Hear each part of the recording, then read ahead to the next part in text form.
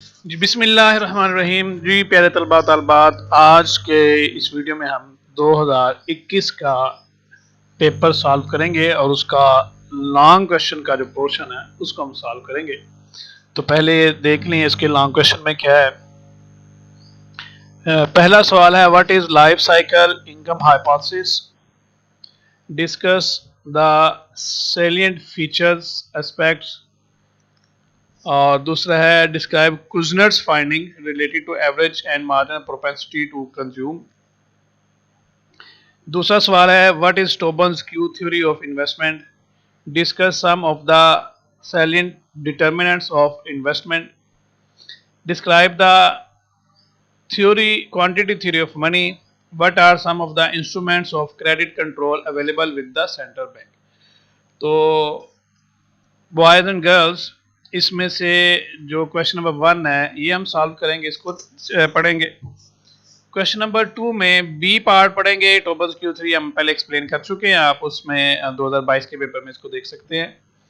Question number 3 में quantity theory of money और instrument of credit control, ये दोनों हम ऑलरेडी पढ़ चुके हैं। तो इसमें हम बुनियादी तौर पर 3 ही सवाल को सॉल्व करेंगे। तो एक लाइफ साइकिल इनकम हाइपोथेसिस, दूसरा कुजनर्स फाइंडिंग और तीसरा salient of determinant features, determinants of investment कौन कौन से। तो चलिए अपनी प्रेजेंटेशन की तरफ चलते हैं और देखते हैं इसके सोल्यूशन क्या है। सबसे पहले जी, लाइफ साइकिल हाइपोथेसिस ये economic theory of consumption saving behaviour है जो फ्रैंको मोडिग्लियानी ने और इसके कोलैबोरेटर्स ने 1950 में प्रेजेंट की थी। इसका नटशेल या खुलासा इस लाइफ साइकिल हाइपोथेसिस का ये है, ये कहते हैं कि तमाम लोग क्या करते हैं, वो अपनी लाइफ एक्सपेक्टेंसी देखते हैं। वो देखते हैं कि मैं अंदाज़न कितने साल जिंदा रहूँगा और मेरी एनुअल इनकम कितनी है, और वो ये करते हैं कि वो अपनी एनुअल इनकम में से एक ख़ास पोर्शन बचाना शुरू कर देते हैं, इतना पोर्शन कि वो सेविंग होकर उनकी रिटायर्ड लाइफ में काम आ सके। यानी कॉमनली लोग क्या करते हैं, वो अपना थ्रू आउट द लाइफ, पूरी जिंदगी में अपना कंजम्पशन पैटर्न एक स्मूथ और स्टेडी रखना चाहते हैं ताकि उनकी जिंदगी में मसाइल ना आए। जवानी में उनके पास पैसा ज्यादा होता है क्योंकि एनर्जी होती है, काम ज्यादा कर लेते हैं, डबल ड्यूटी भी कर लेते हैं तो पैसा ज्यादा कमा लेते हैं। लेकिन वो ऐसा नहीं करते कि जवानी में ज्यादा कमाया तो ज्यादा खर्च भी किया और बुढ़ापे के लिए कुछ छोड़ा नहीं, बल्कि वो एक स्मूथ कंजम्पशन के लिए वो एक एवरेज सेट कर लेते हैं कि हर साल में वो इतने पैसे खर्च करेंगे।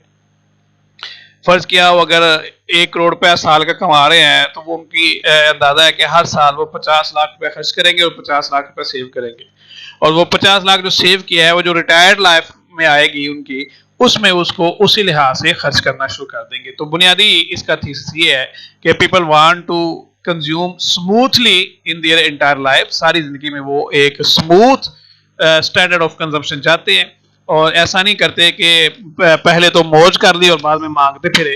तो वो एक स्मूथ कंजम्पशन, स्टेबल कंजम्पशन चाहते हैं कि अब जितना आज कंज्यूम कर रहे हैं उतना ही आफ्टर रिटायरमेंट भी कंज्यूम करें, तो उसके लिए वो सेविंग करते हैं। तो इतनी सेविंग करते हैं कि जितना कंजम्पशन वो अपनी वर्किंग लाइफ में कर रहे हैं उतना ही जो सेव वो कर ले ताकि वो रिटायर्ड लाइफ में भी उतना ही कंजम्पशन जो है वो कर सके। तो ये बेसिकली इसका थीसिस है कि people's saving in working life is equal to consumption in retired life। तो ये इसका बुनियादी थीसिस है। तो चलिए इसके कुछ फीचर्स डिस्कस कर लेते हैं। कहते हैं it explains how individuals plan their consumption and saving over the course of their lifetime to maximize lifetime utility, not just income in a particular एक साल मखसूस सालों के लिए अपनी वो यूटिलिटी को मैक्सिमाइज नहीं करना चाहते, बल्कि वो अपना कंजम्पशन मैक्सिमम रखना चाहते हैं पूरी जिंदगी में। तो वो एक स्मूथ कंजम्पशन जो है वो चाहते हैं। Core idea, people try to smooth their consumption over their lifetime, पूरी जिंदगी के लिए कि कंजम्पशन को स्मूथ रखना चाहते हैं, even though their income changes at different life stages, youth, working age and retirement. Income change हो जाती है लेकिन वो अपनी जो वर्किंग जो कंजम्पशन है वो सेम रखना चाहते हैं। किस तरह इनकम यूथ में और वर्किंग एज में उनकी इनकम बढ़ती है। वर्क यूथ में जब शुरू जवानी में इनकम कम होती है, जैसे जैसे टाइम गुजरता जाता है वर्किंग लाइफ बढ़ती जाती है तो इनकम बढ़ती जाती है, और रिटायरमेंट में वो कम होनी शुरू हो जाती है। तो लेकिन वो कंजम्पशन अपना चेंज नहीं करते, इवन दो के उनकी इनकम चेंज होती रहती है। 3 स्टेजेस है ऑफ लाइफ एंड बिहेवियर।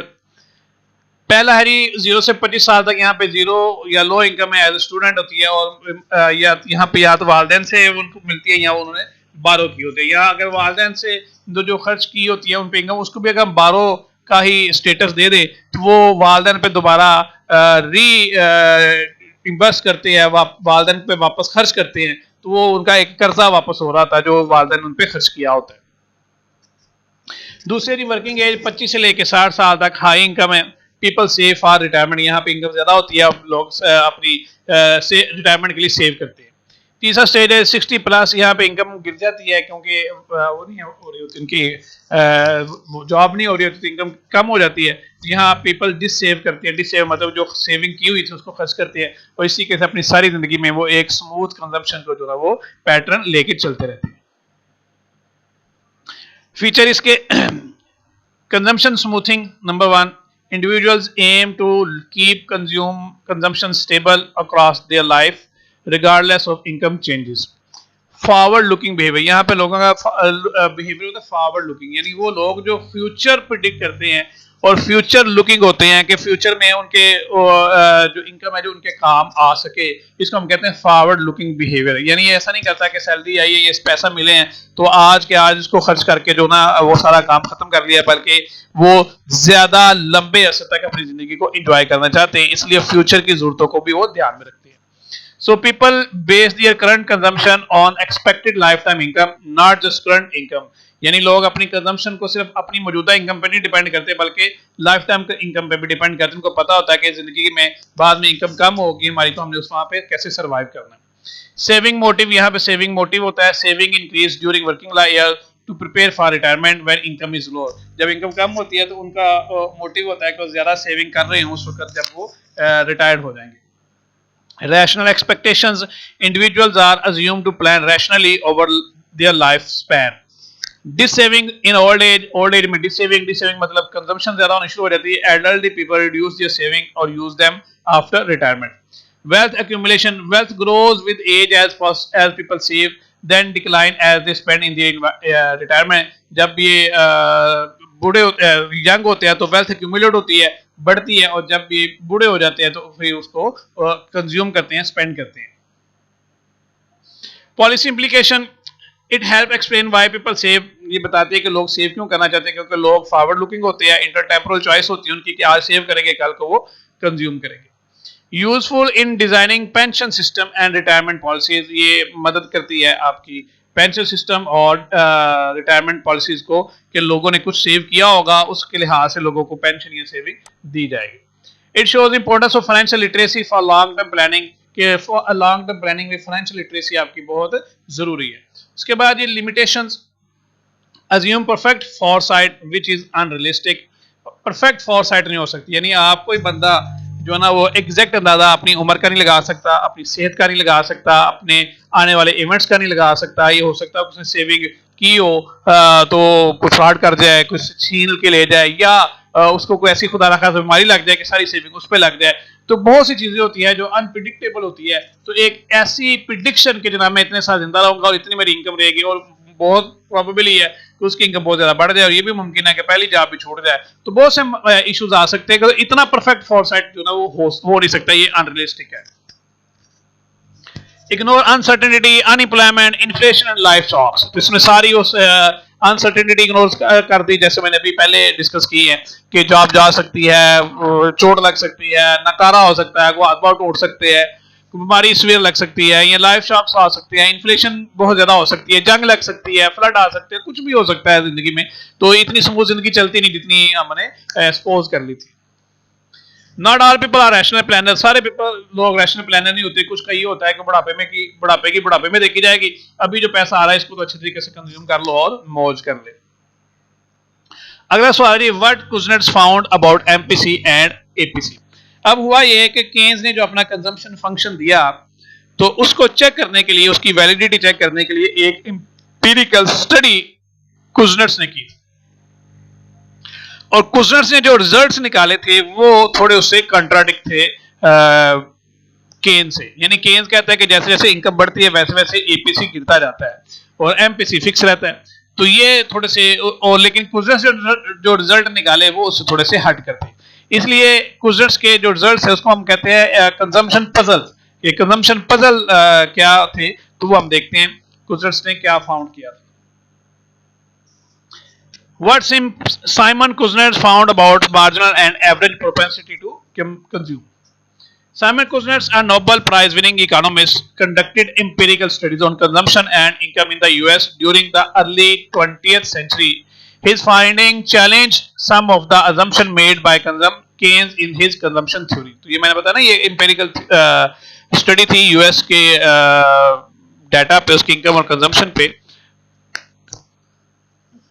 की concept average propensity to consume, ये आपको पता ही है कि क्या होता है, एपीसी सी और वाई, एवरेज कंजम्पशन कितनी है, क्या लोग अपनी कंजम्पशन का कितने परसेंट हिस्सा, कितना पोर्शन जो ना वो कंज्यूम कर रहे हैं, इसको हम एपीसी से डिनोट करते हैं, total consumption divided by total income. दूसरा जी मार्जिनल प्रोपेंसिटी टू कंज्यूम, ये है कि अगर इनकम 1% बढ़ेगी तो कंजम्पशन कितने फीसद चेंज होगी, इसको हम एमपीसी, ये वो सारे कंसेप्ट्स हैं जो आपको पता है कि इनकी थ्योरी में हमने पढ़े हैं इसमें, तो ये इसको मैं डिटेल में नहीं जाता। MPC is equal delta C over delta Y और changes in consumption divided by change in income. Interpretation of Kuznets work in the short run as can describe APC tends to fall as income rises. Short run में तो ऐसा ही होता है कि जैसे जैसे income बढ़ती है एपीसी आपका कम होता है, यानी आप ज्यादा पोर्शन जो ना अपनी इनकम का कम कंज्यूम करना शुरू करते हैं। In the long run APC and MPC are constant, दोनों कांस्टेंट रहे हैं, यानी शॉर्ट रन में तो ये कम होता है लेकिन लॉन्ग रन में लोग एक मखसूस पोर्शन ही कंज्यूम करते हैं, उस पोर्शन से ज्यादा नहीं जाते। यानी अगर आपकी इनकम बढ़ती जा रही है तो आप अपनी जो इनकम का कंजम्पशन है अगर 50% कंज्यूम करें तो 50% ही कंज्यूम करेंगे, आप ज्यादा नहीं करेंगे। तो ये लॉन्ग रन का रिलेशनशिप है। लेकिन शॉर्ट रन में ऐसा होता है कि अगर इनकम बढ़ती है तो आप कुछ पोर्शन ज्यादा कंज्यूम कर लेते हैं, लेकिन अगर आपकी इनकम लॉन्ग रन में बढ़ गई है तो फिर आप सेम प्रोपोर्शन यूज करेंगे जो पहले आप कंज्यूम कर रहे थे। तो ये स्टेबल रिलेशनशिप बताता है एपीसी का और एमपीसी का, suggesting a proportional relationship between income and consumption. Kuznets puzzle और कंजम्पशन पजल, मैंने बताया था ये इसको कुजनेट्स पजल या कंजम्पशन पजल भी कहते हैं। Kuznets finding led to contradiction with Keynesian theory. Why doesn't APC fall over time even when income rises? तो केन्स ने तो कहा था कि शॉर्ट रन में इसको ये कम होगा, तो शॉर्ट रन में तो वाकई कम हुआ, लेकिन लॉन्ग रन में क्यों नहीं कम हो रहा? लॉन्ग रन में भी तो इनकम बढ़ रही है। This led to new theories, इससे नई थ्योरीज जो ना जनरेट हुई, लाइफ साइकिल हाइपोथेसिस आ गया, परमानेंट इनकम हाइपोथेसिस आ गया, to explain the long run behaviour of consumption. तो इन्होंने long run behaviour of consumption बताए कि लॉन्ग रन में लोग अपनी करंट इनकम पे डिपेंड नहीं करते बल्कि अपनी परमानेंट इनकम पे डिपेंड करते हैं। जो उनकी परमानेंट इनकम होगी वो अपना कंजम्पशन भी परमानेंट ही रखेंगे, यानी जितना पोर्शन वो पहले कंज्यूम कर रहे थे उतना ही पोर्शन वो बाद में भी कंज्यूम करते रहेंगे। Summary, Kuznets found that both APC and PC remain fairly stable in the long run. This contradicted Keynes' idea that APC falls as income increases. His work led to deeper exploration in consumption behavior and modern consumption theories. तो ये सवाल यहाँ पे close हो गया। अब आगे है जी salient determinants of investment, यानी इन्वेस्टमेंट को डिटरमिन कौन सी चीजें करती है, कौन कौन सी चीजों से पता चलता है कि अब इन्वेस्टमेंट होगी या अब इन्वेस्टमेंट नहीं होगी। तो इन्वेस्टमेंट के जो डिटर्मिनेंट्स हैं वो उसमें मुख्तलिफ चीजें हैं, मुख्तलिफ फैक्टर्स हैं जिससे इन्वेस्टमेंट डिटर्मिन होती है कि इन्वेस्टमेंट मुल्क में आएगी नहीं आएगी, या कोई लोग कारोबार करेंगे, बिजनेस करेंगे या नहीं करेंगे। तो उसमें सबसे पहला रोल तो है जी इंटरेस्ट रेट का। तो investment is a crucial component of aggregate demand and economic growth. It refers to the expenditure on capital goods. Capital good पे जो कंजम्पशन है, जो एक्सपेंडिचर, उसको हम क्या कहते हैं? उसको हम कहते हैं कि ये इन्वेस्टमेंट है। Like machinery, factories, infrastructure and housing that are used to produce goods and services in the future. Investment decisions are influenced by a variety of economic, financial and psychological factors. Below are the key determinant of investment. यानी बहुत से factors है जो इसको affect करते हैं investment को। तो उनमें कौन कौन सी चीजें हम डिस्कस करते हैं। Number 1 interest rate. Interest rate जारी बात है, कैपिटल है, आपके पास पैसा है, तो दो चीजें हैं, या तो आपने पैसा आपका अपना है या आपने किसी से लेना है। दोनों सूरतों में इंटरेस्ट रेट आपको अफेक्ट करेगा। मिसाल के तौर पर आपने इंटरेस्ट रेट आपने पैसा किसी से बैंक से लाइक लेना है, फाइनेंशियल इदारे से लेना है, तो 10% इंटरेस्ट रेट है, तो इसका मतलब ये है कि आपको 1 लाख रुपए पे 10,000 रुपया इंटरेस्ट रेट एनुअली देना पड़ेगा। 1 करोड़ रुपए पे 10 लाख रुपए आपको एनुअली इंटरेस्ट जो ना वो देना पड़ेगा। यानी 1 करोड़ रुपए अगर आप इंटरेस्ट इन्वेस्टमेंट उठाते हैं, तो आप कैपिटल उठाते हैं, तो आपको 10 लाख रुपए उस पर इंटरेस्ट देना पड़ेगा। अब अगर तो 1 करोड़ रुपए आपने लेना है, आपको 10 लाख रुपए इंटरेस्ट रेट देना पड़ेगा। और अगर 1 करोड़ रुपया आपका अपना है, तो आप उसको सिंपली किसी को दे के वो पैसा इन्वेस्टमेंट के लिए, तो उससे सिंपली 10 लाख रुपए इन्वेस्टमेंट इंटरेस्ट ले सकते हैं। तो अगर आपका पैसा अपना है, तो आपको 10 लाख रुपए छोड़ना पड़ेगा जो आप कमा सकते थे, और अगर आपका कैपिटल अपना नहीं है, आपने बारो करना है, तो फिर आपको इन्वेस्टमेंट इंटरेस्ट रेट जो है ना वो देना पड़ेगा। तो दोनों सूरतों में इंटरेस्ट रेट मैटर करता है। तो इंटरेस्ट रेट ज्यादा होगा तो आपका रिटर्न कम हो जाएगा। यानी अगर 10% इंटरेस्ट रेट है और आपको उम्मीद है कि आप 1 करोड़ रुपया लगा के 50 लाख रुपया कमा लेंगे, तो 10 लाख रुपया दे भी देंगे, तो आपको फिर भी 40 लाख बच गया। लेकिन अगर आपका इंटरेस्ट रेट 20 से 30% हो जाता है, लाइक बढ़ जाता है, तो फिर आपका जो रिटर्न है वो कम होना शुरू हो जाएगा। इसी तरह से अगर इंटरेस्ट रेट कम होता जाएगा तो आपका रिटर्न बढ़ता जाएगा। तो ऐसी सूरतों में अगर इंटरेस्ट रेट ज्यादा होगा तो आपका इन्वेस्टमेंट का प्लान कम हो जाएगा, इंटरेस्ट रेट कम होगा तो इन्वेस्टमेंट का ज्यादा। इसलिए इंटरेस्ट रेट इन्वेस्टमेंट के साथ नेगेटिवली रिलेट करता है कि जैसे जैसे इंटरेस्ट रेट बढ़ेगा वैसे वैसे आपका जो है इन्वेस्टमेंट वो बढ़ेगी। इंटरेस्ट रेट कम होगा तो इन्वेस्टमेंट बढ़ेगी, इंटरेस्ट रेट ज्यादा होगा तो इन्वेस्टमेंट कम होनी शुरू हो जाएगी। Inverse relationship, as interest rate rise, the cost of borrowing increases, making investment less attractive. Lower interest rate encourage firm to borrow more and invest. Example, if the central bank reduces policy rates, firms may invest more in new machinery. अगर policy rate कम कर देगा तो firm अपना पैसा बैंकों से निकाल के तो नई मशीनरी खरीदने पे लगा देंगे। दूसरा जी expected rate of return, profitability, यानी आपने जो इन्वेस्टमेंट करनी है उससे आपको कितना रिटर्न एक्सपेक्टेड है, कितना प्रॉफिट आपको मिल सकता है। तो हर जो इन्वेस्टर है वो ऐसे अन्नेवाह, याद रखें, इन्वेस्टमेंट नहीं करता। वो जब इन्वेस्टमेंट करता है तो पूरी देखभाल के, पूरी नाप तोल पर इन्वेस्टमेंट करता है, और वो ये देखता है कि मुझे एक्सपेक्टेड रिटर्न, यानी एग्जैक्ट तो नहीं आ सकता ना कि कितना एग्जैक्ट आएगा, लेकिन एक्सपेक्टेड रिटर्न आपको पता होता है कि इतना को रिटर्न तो आपके पास आ जाएगा। अगर एक्सपेक्टेड रिटर्न ज्यादा होगा, एक्सपेक्टेड रिटर्न के आगे बहुत से फैक्टर्स हैं, लाइक एनवायरनमेंट है, डिमांड है लोगों की परचेजिंग पावर है, कौन सी जो क्लास उसको सेल करेगी, परचेज करेगी, खरीदेगी, वो इकोनॉमिक वल्नरेबिलिटी कितना हिट करेगी, इकोनॉमिक क्राइसिस कितना इसको हिट करेगा, गवर्नमेंट की पॉलिसीज क्या होंगी, टैक्स की पॉलिसीज क्या होंगी। जैसे सोलर है, सोलर पे लोगों ने बड़ा पैसा कमाया इस पे इन्वेस्टमेंट के साथ, अब उस पर अगर टैक्स लग जाएगा तो लोगों की प्रॉफिटेबिलिटी पे क्या असर पड़ेगा। तो एक्सपेक्टेड रिटर्न पे बहुत सी चीजें मैटर करती हैं। तो जितना ज्यादा एक्सपेक्टेड रिटर्न होगा उतने ज्यादा चांसेस होंगे इन्वेस्टमेंट के, और जितना कम एक्सपेक्टेड रिटर्न होगा उतने कम चांसेस होंगे इन्वेस्टमेंट करने के।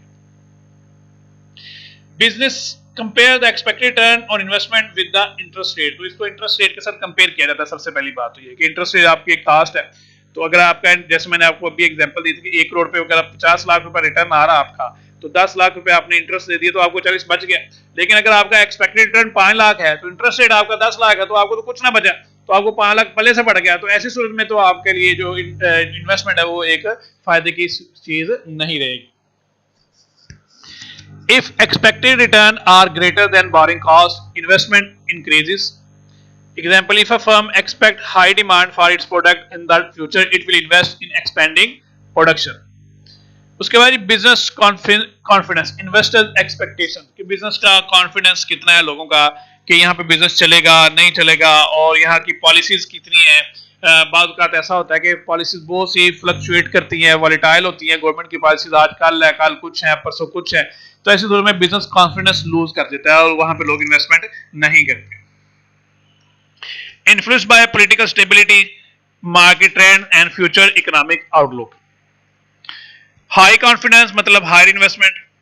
अनसर्टेनिटी और fear of recession, fear recession का होगा या पॉलिटिकल इंस्टेबिलिटी होगी या जंग का फियर होगा, तो ऐसी सूरत में इन्वेस्टमेंट नहीं होगी। Firms hold back on investment.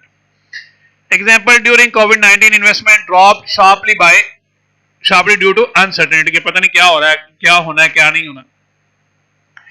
Government policy, fiscal incentive and taxation. अगर आपको पता चले गवर्नमेंट किसी सेक्टर पे टैक्स बढ़ा रही है, इसका मतलब उसमें रिटर्न कम हो रहा है। और अगर आपको पता चले कि किसी सेक्टर में, लाइक सोलर सेक्टर में, सोलर एनर्जी के सेक्टर में गवर्नमेंट कहती है रिबेट दे, जो भी सोलर लगाएगा उसको 5 रुपए यूनिट के कम कर दे, तो क्या होगा कि सोलर की टैक्स जो इन्वेस्टमेंट वो बढ़ जाएगी। यानी गवर्नमेंट की पॉलिसीज और उसकी टैक्सेशन, उसकी सब्सिडीज और इंसेंटिव, ये इफेक्ट करते हैं इन्वेस्टमेंट को। जिन चीजों में गवर्नमेंट इन्वेस्टमेंट देनी शुरू कर देगी, लोग उस चीज को करना शुरू कर देंगे।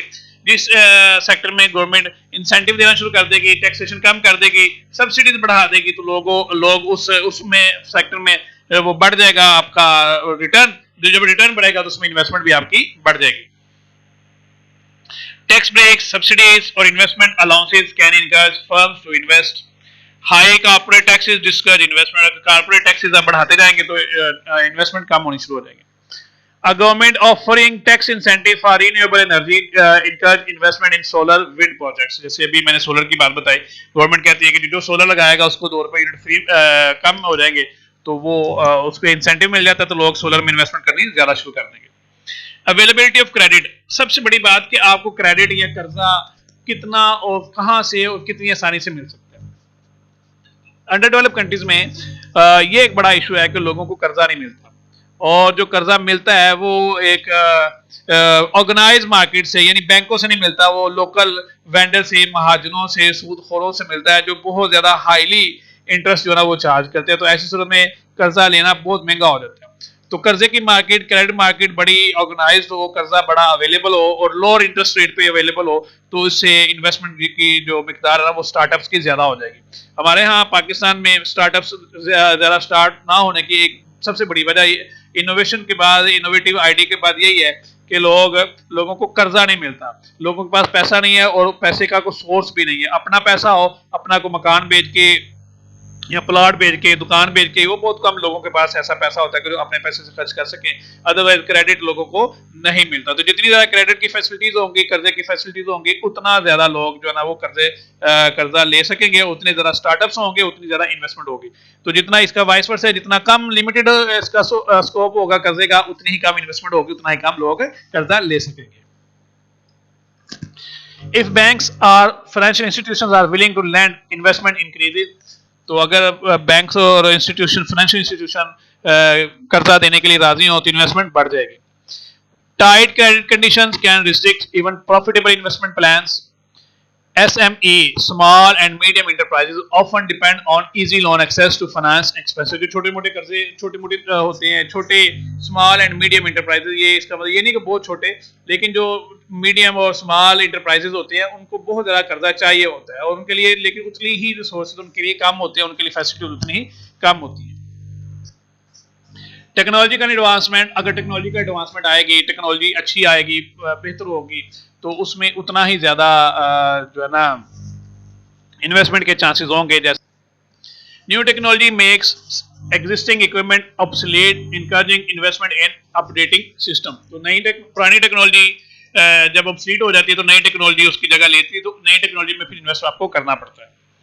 Innovation boost productivity and profitability. Innovation productivity भी बढ़ाएगी और प्रॉफिटेबिलिटी भी बढ़ाएगी, leading to higher investment.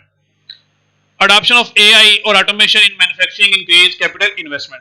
Capital capacity utilization. If firm already producing or at or near full capacity, they will need to invest in expansion to meet growing demand. नई demand को meet करने के लिए अगर firm या already full capacity पे काम कर रही है तो उसको एक्सपेंशन करनी चाहिए, नई ब्रांच खोलेगी, नई फैक्ट्री लगाएगी, नया यूनिट शुरू करेगी, तो उसकी एक्सपेंशन की जरूरी है फिर उसकी कैपेसिटी यूटिलाइजेशन के लिए। Low capacity utilization, little need to invest, or higher capacity utilization, need to more invest. If a cement factory is running at 95% capacity, it may build a new plant, तो नया plant वो शुरू कर लेगी।